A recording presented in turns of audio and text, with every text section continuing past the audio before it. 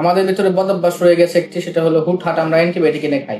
কেন অ্যান্টিবায়োটিক আমরা কেন এনে খাবো, এবং আমরাই বা ফার্মেসি থেকে কেন অ্যান্টিবায়োটিক চাবো, বা ফার্মেসি ম্যান একজন ফার্মাসিস্ট বা কেমিস্ট কেন আমাকে অ্যান্টিবায়োটিক দিবে? তার তো অ্যান্টিবায়োটিক দেওয়ার অনুমতি নেই। আমরা অ্যান্টিবায়োটিক খাওয়া আজই বন্ধ করে দিই।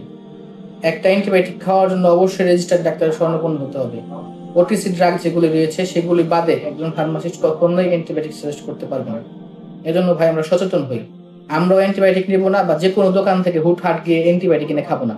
অ্যান্টিবায়োটিক শরীরকে অনেক ক্ষতিগ্রস্ত করে দেবে।